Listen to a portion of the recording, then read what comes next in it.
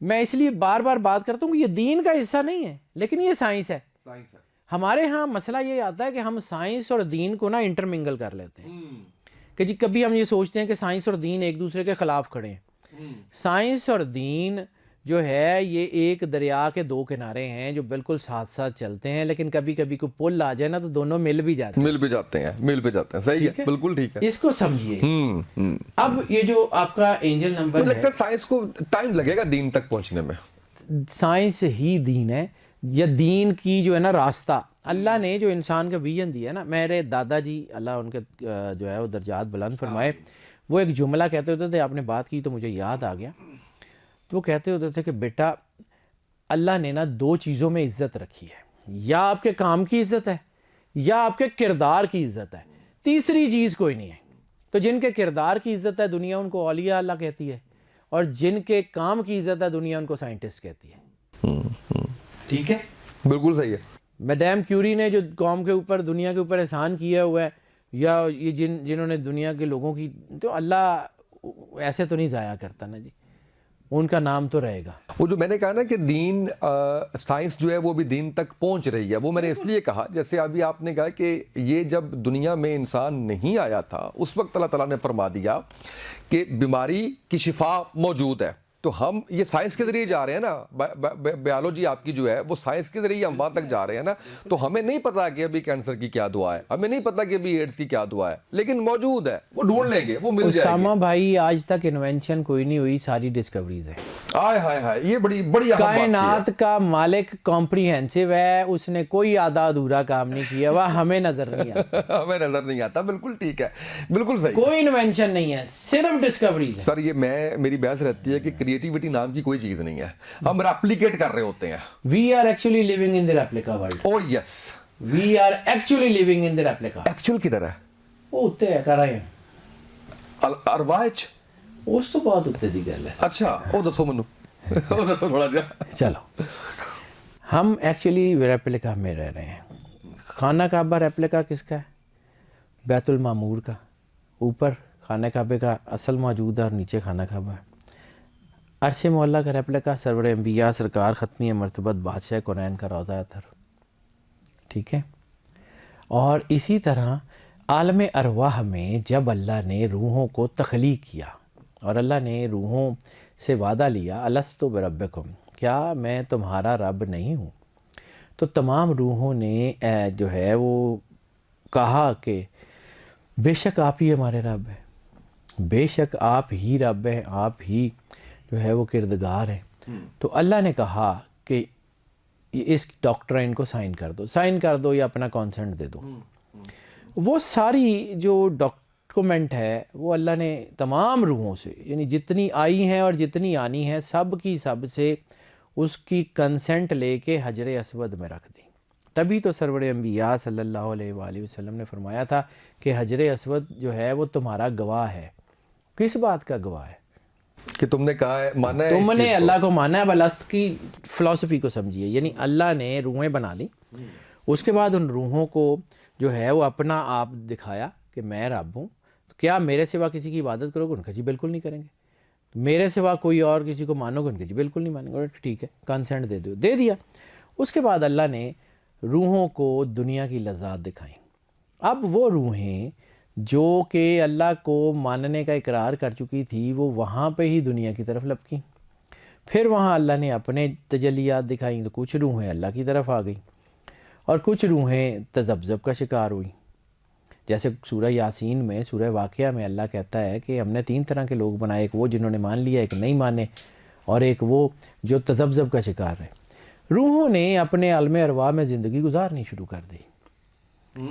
ٹھیک ہے, وہاں پہ جو کچھ روحوں نے کیا, اگر اس کے اوپر اللہ سزا دے دیتا تو یہ حق بجانب ہوتی نا کہ ہم نے تو کیا ہی کچھ نہیں.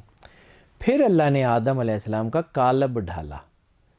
آدم علیہ السلام کے قالب کو سجدہ نہیں ہے, آدم علیہ السلام کے بت کو, ان کے قالب کو سجدہ ہوتا تو پہلے ہو جاتا. فنفخت فیہ روحی کے بعد سجدہ ہے. جب وہ امر الہی آدم علیہ السلام میں آیا تو پھر اس کو سجدہ کیا گیا, پھر اس کو اشرف المخلوقات بنایا گیا, پھر اس کے اندر یہ سارا راز رکھا گیا. کبھی زندگی رہی تو میں اس کے اوپر بھی کبھی موقع ملا تو بات کروں گا کہ کیوں ایک فرشتہ لاکھوں کروڑوں سال عبادت کر کے انسان کی عبادت کے مقابلہ بھی نہیں کر سکتا. انسان نے گناہ بھی کرنے ہیں لیکن وہ اس کے بالکل قریب بھی نہیں آتا.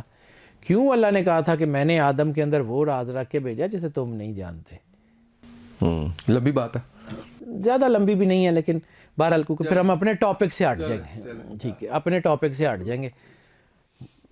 سرکار ختمی مرتبت بادشاہ کونین سرور انبیاء صلی اللہ علیہ وآلہ وسلم کا کلمہ پڑھنے کے بعد اللہ نے رسالت مآب کے کلمہ گوؤں کو باقیوں سے بھی ڈفرینشیٹ کر لیا.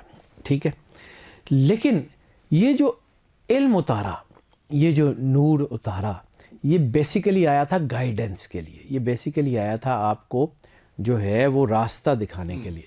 اور یہ جو ریپلیکاز ہیں, جب روحوں نے وہاں پر جو کچھ کیا اس کے بعد روحوں کو نیچے اتار دیا گیا اور پھر روحوں کے اندر کچھ سافٹ ویئرز. اب آپ کو تھوڑا سا آسان لفظوں میں سمجھاؤں. سسٹم کمپیوٹرز سارے لوگ ہی واقف ہیں اس سے. اس میں 3 حصے ہوتے ہیں. ایک ہوتا ہے سینٹرل پروسیسنگ یونٹ سی پی یو, ایک ہوتا ہے اس کا اسکرین یونٹ, ٹھیک ہے, اور ایک ہوتا ہے اس کا کی پیڈ اور ماؤس یونٹ. سی پی یو جو ہے وہ اوپر ہے, اس کا نام ہے تقدیر. اس میں او ایس میں آپریٹنگ سسٹم میں کوئی بندہ رد و بدل نہیں کر سکتا اور کوئی بندہ کچھ نہیں کر سکتا جب تک کہ وہ کمپنی اس میں اپڈیٹس نہ اتارے.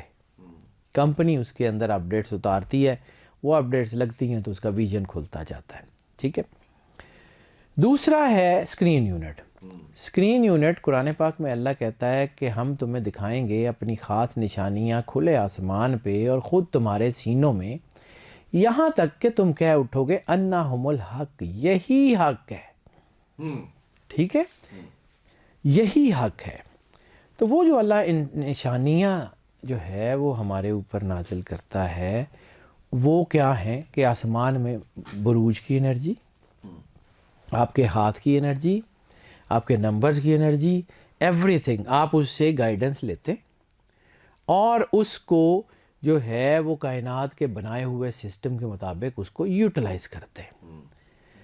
اب روحوں کے اندر وہ سافٹ ویئر آلریڈی موجود ہے. جیسے سائیکالوجی کہتی ہے کہ ہر بچہ اپنی لائکنگ اور ڈس لائکنگ لے کے آتا ہے.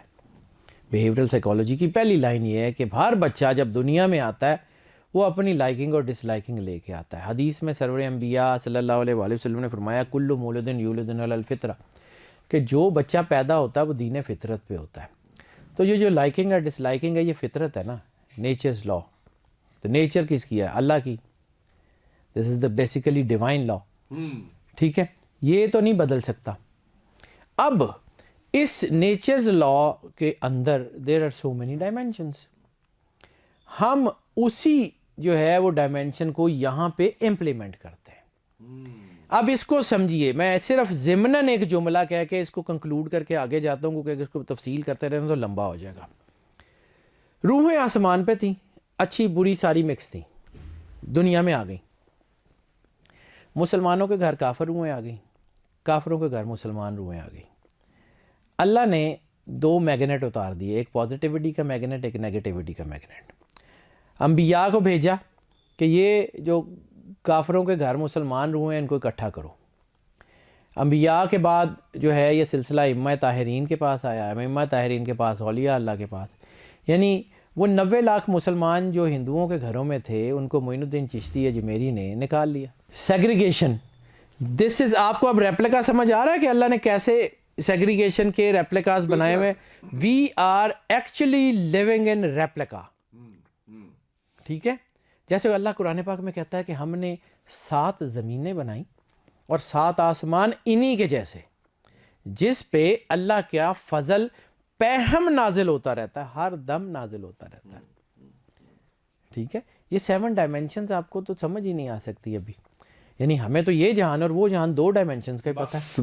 بس ایسے ہی ہے. تو ہو گیا تھا, گل ہی نہیں مک گئی ساری.